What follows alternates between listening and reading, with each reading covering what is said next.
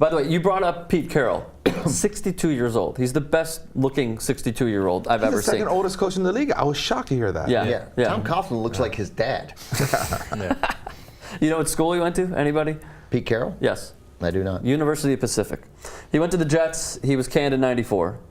San Francisco defensive coordinator, 95, 96. Canned by the Patriots, goes to USC, then comes back to Seattle. You were talking about the coaching.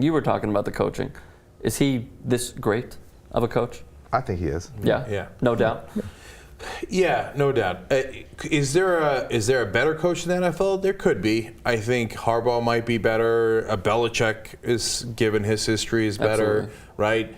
But he's definitely in the top 5. He motivates those guys probably better than any coach. He's well prepared. He put together a great team. You just can't ask for anything more. And that goes to sample size. When he was with the Jets, I thought he sucked, right?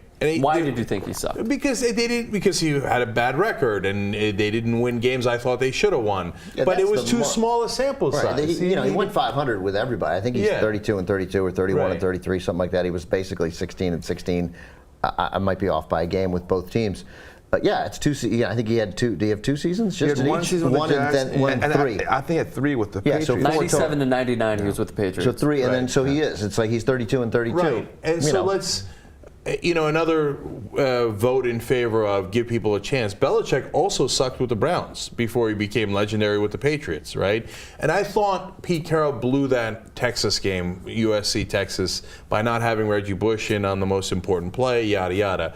But how many championships has he won with USC? How many? Now he's got a Super Bowl. You can't deny him. He's clearly among the best in a long time. Now look, we only get and you brought this up when the Des Bryant stuff broke. Like the NFL puts out selected clips for us to hear. Thus, Des Bryant, we heard come on, we're the best in the game, we could do this. But what we see with Pete Carroll, post game in the locker room, it seems like they have this amazing respect for him.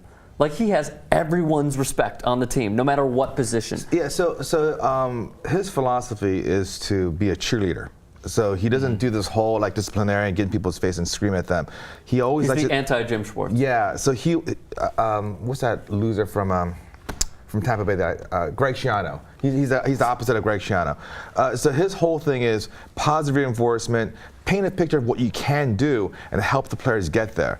And the thing that I love about him is that he gives players who are the best performers an opportunity to actually play. So it's not based on your draft pick. It's not based on how much money you make, what your contract size is. The best player gets to play. Malcolm Smith. Very respectable. Malcolm Smith, a 7th rounder.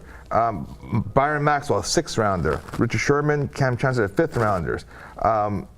They have 3 receivers who played that weren't even drafted. So those are all. So to get 4 top-level defensive starters from the 5th round down, on, you know what you're doing. You know what you're looking for, and there's too many to be an accident to get lucky. A, you know how to draft right, but B, you know how to develop them. You know how to develop them. That's right. I'll throw one last caveat in for Pete Carroll, which is that he's good with younger players who are more into the rah-rah stuff. And Seattle's an incredibly young team, right? Fair point. At some point, if he has more of a veteran team, this stuff might not work as well. So we'll see, but it doesn't really matter because he's already accomplished so much. But if you have more of a veteran team that has been there with him, they might adapt to it. Yeah, that's a fair point. Except once you that usually doesn't work when you're a college coach who comes into a veteran team. Right. By now he does that, and every veteran who comes there is sort of going to be like, I know what I'm getting into. This guy's a cheerleader. Also, in 2008, when he was still at SC in November, he sat and he talked to his kids. He coached at SC, and he's Pete Carroll, so I hated him. And but he talked to his kids about. He said he didn't tell them who to vote for, but he told them about the importance of the election and what was at stake. We knew what he was saying. He was he was telling them to go register to vote. He was clearly winking at least to who to vote for, and then it turns out he's a huge Springsteen fan. So so what are you going to do? He told his kids to register and essentially vote for Obama, and this was 2008, and then he's a Springsteen fan. So the case closed. It's over. All right, we know who your man crush is.